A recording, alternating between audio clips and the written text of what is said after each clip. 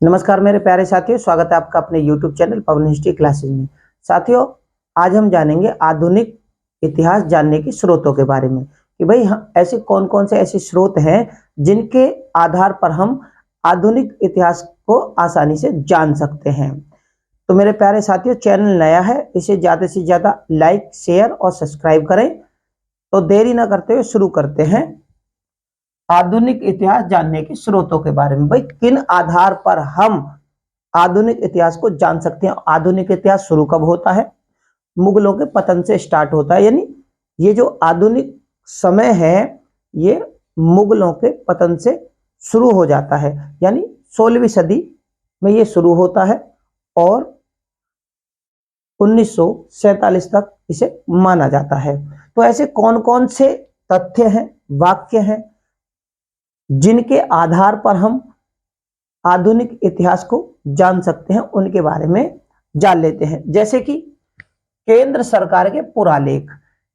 अब केंद्र सरकार के पुरालेखों के माध्यम से हम आधुनिक इतिहास को जान सकते हैं, लेकिन इस केंद्र सरकार के पुरालेखों के अंतर्गत कौन कौन से ऐसे वाक्य हैं जिनके आधार पर हम इनको जान सकते हैं। जैसे लोक विभाग अभिलेख, इसके माध्यम से हम आधुनिक इतिहास जान सकते हैं कि उस समय कौन कौन सी घटनाएं घटित हुई थी जिनके आधार पर हम इन्हें जान सकते हैं। जैसे 1773 ईस्वी में रेगुलेटिंग एक्ट,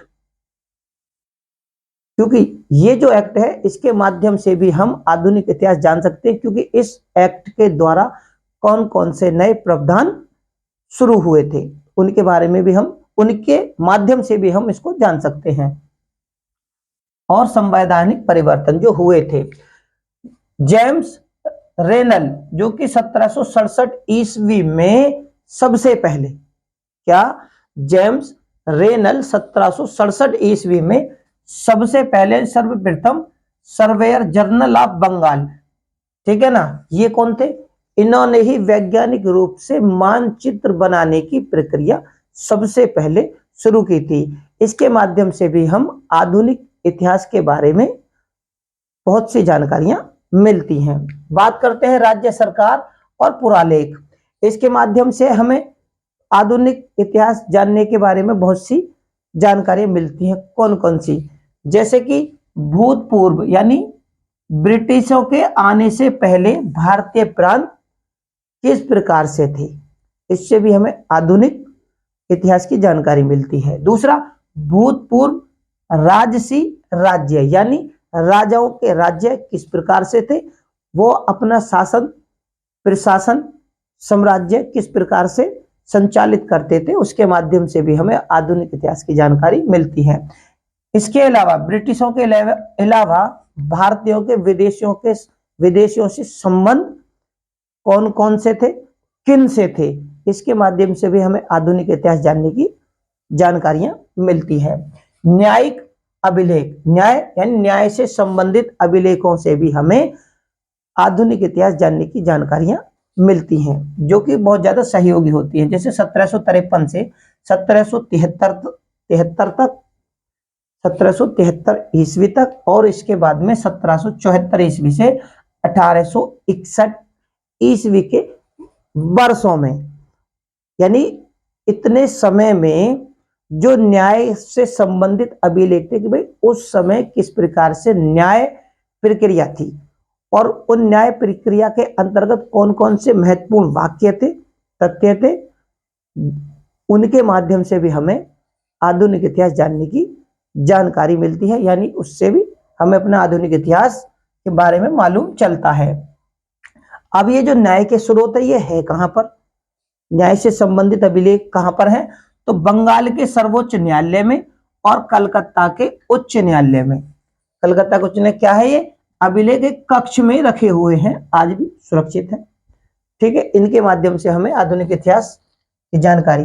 निजी पुरालेख, निजी पुरालेख का मतलब है हमारे आर्थिक, सामाजिक, धार्मिक, राजनीतिक, सांस्कृतिक, इनके द्वारा भी हमें आधुनिक इतिहास जानने की स्रोत यानी सामग्रियां मिलती हैं। विदेशी संग्रहालयों के पुरालेख, विदेशी संग्रहालयों का मतलब है उस समय जो विदेशी भारत में आए, चाहे वो भ्रमण के आधार पर आए हों या आक्रमण के आधार पर, कि यानी कब्जे के आधार से, यानी अपने राज्य विस्तार के आधार पर।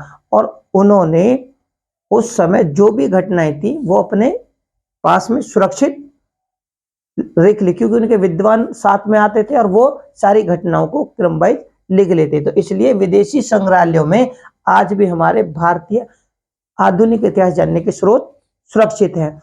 अब इसके अंतर्गत हैं कौन से जिनसे हमें ये जानकारियां मिल सकती हैं, तो वो है भारत और फ्रांस का संबंध, कि उस समय भारत और फ्रांसीसियों के बीच में कौन कौन सी ऐसी गतिविधियां थी या ऐसी महत्वपूर्ण घटनाएं घटी जिनसे हमें आधुनिक इतिहास जानने की जानकारी मिलती है। तो वो क्या है कि भारत और फ्रांसीसी के जो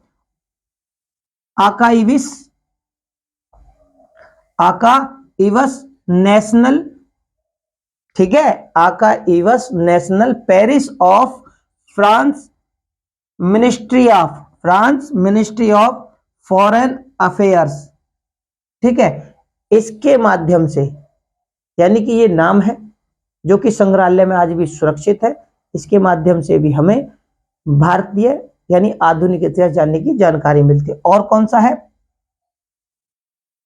कॉलोनीज एंड वॉर, ये पुरालेख हैं जिनसे हमें भारत और फ्रांस के उस समय की घटित यानी आधुनिक समय में घटित घटनाओं की जानकारी मिलती है। इससे भी हमें भारतीय इतिहास जानने की जानकारियां यानी आधुनिक इतिहास जानने की जानकारियां मिलती हैं।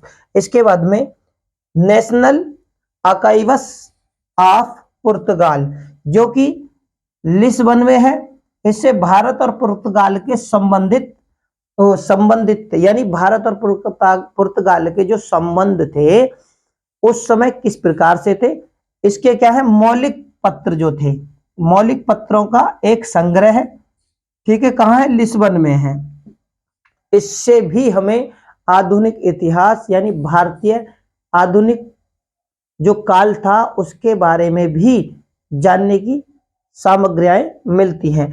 इनके अलावा हम और किन किन तरीकों से आधुनिक इतिहास या आधुनिक भारत के बारे में जान सकते हैं, वो ये कि जीवनी और संस्मरण है कि उस समय जो विद्वान थे उन्होंने आधुनिक समय में कौन कौन सी रचनाएं लिखी, ठीक है, उनसे, और उनकी सामाजिक आर्थिक धार्मिक जीवनचर्या किस प्रकार से थी, तो इनसे भी हमें आधुनिक इतिहास जानने की जानकारी मिलती है। समाचार पत्रों के माध्यम से उस समय कौन कौन से समाचार पत्र थे और उनमें कौन कौन सी महत्वपूर्ण घटनाएं घटित हुई थी, उनसे भी हमें आधुनिक इतिहास जानने की सामग्रियां मिलती हैं। मौखिक साक्ष्य भी हैं जो कि भाषण वगैरह दिए जाते थे और वो नोट कर लिए जाते थे, यानी एक दूसरे से मौखिक कहानी वाइज कि किसी ने एक व्यक्ति विशेष ने दूसरे व्यक्ति को सुनी और उस दूसरे व्यक्ति ने तीसरे व्यक्ति को, इस प्रकार से भी हमें आधुनिक इतिहास जानने की सामग्रियां मिलती हैं। चित्रकारी के माध्यम से भी, स्मारकों के माध्यम से, सिक्कों के माध्यम से भी हमें आधुनिक इतिहास जानने की सामग्रियां मिलती हैं। जैसे कि उस समय जब आधुनिक काल या आधुनिक भारत का समय शुरू हुआ था तो उस समय कौन कौन से महत्वपूर्ण और बड़े राज्य थे यानी रियासतें थी और उनमें कौन कौन से उस समय सिक्के प्रचलन में थे, उनसे भी हमें आधुनिक इतिहास जानने की जानकारी मिलती है। जैसे अवध के सिक्कों के माध्यम से भी, मैसूर के सिक्कों के माध्यम से, हैदराबाद के सिक्कों के माध्यम से, पुर्तगाल के राज्य सिक्कों के माध्यम से, डचों के सिक्के और फ्रांसीसियों के सिक्के। ये वही शख्सियत हैं कि जब आधुनिक भारत था तो अवध में भी क्रांति शुरू हो रही थी, यहाँ के भी नवाब थे अवध के, इन्होंने अपने सिक्के जारी किए थे। मैसूर में टीपू सुल्तान जी का था, टीपू सुल्तान का, तो उसने अपने सिक्के जारी किए थे। हैदराबाद में निजामुल मुल्क जिन्होंने 1724 में हैदराबाद राज्य की नींव डाली थी, तो इन्होंने अपने सिक्के, पुर्तगाली उस समय भारत में आ चुके थे, डच भी आ चुके थे, इनके पीछे फ्रांसीसी भी आ चुके थे, ठीक है। उसके बाद में ब्रिटिश आ गए, तो ब्रिटिशों ने किस प्रकार से, यानी ये वो विदेशी ताकतें हैं जो कि भारत में आई और व्यापार के माध्यम से आई और थोड़ा थोड़ा करके इन्होंने अपनी शक्तियों में इजाफा किया और उसके बाद में भारत में अपना राज्य विस्तार करना शुरू कर दिया। जब राज्य विस्तार शुरू किया तो इन्होंने अपने अपने क्षेत्रों में अपने अपने सिक्के जारी किए। इन्हीं सिक्कों के माध्यम से भी हमें आधुनिक इतिहास जानने की जानकारी मिलती है। इसके बाद में साम्राज्यवादी विचारधारा, उसके बाद में राष्ट्रवादी विचारधारा, मार्क्सवादी विचारधारा और सबाल्टर्न विचारधारा, इसके माध्यम से भी कि उस समय कौन कौन सी विचारधाराएं थी, उनके माध्यम से भी हमें आधुनिक इतिहास जानने की जानकारियां मिलती हैं। तो मेरे प्यारे साथियों, ये जो मेरा समझाने का तात्पर्य है वो ये है कि इनके अंतर्गत जैसे मैं आपको समझाना, समाचार पत्र या जीवनी संस्मरण, मौखिक साक्ष्य, चित्रकला, स्मारक सिक्के या अवध के, ये वो महत्वपूर्ण वाक्य हैं। इनके बारे में हम अपने आने वाले वीडियो के माध्यम से भी जानेंगे कि भाई जैसे कि अवध में किसका राज था और अवध का शासन प्रशासन आधुनिक समय में किस प्रकार से चला और इनसे संबंधित क्वेश्चन किस प्रकार से आते हैं, वो हम अपने आने वाले वीडियो के माध्यम से आप लोगों को कराएंगे।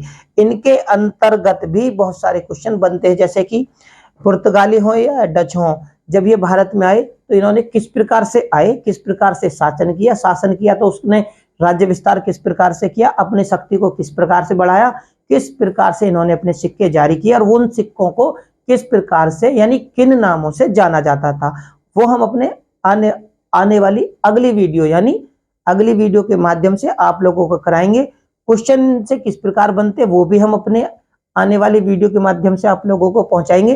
तो मेरे प्यारे साथियों, उम्मीद करता हूं आपको आधुनिक इतिहास जानने के स्रोतों के बारे में आपको विस्तार से जानकारी मिली होगी। मेरे प्यारे साथियों, चैनल नया है, इसे ज्यादा से ज्यादा लाइक, शेयर और सब्सक्राइब करें। डिस्क्रिप्शन बॉक्स में मैंने लिंक दिया हुआ, वहां पर जाकर आप हमारी सारी वीडियो को देख सकते हैं। धन्यवाद।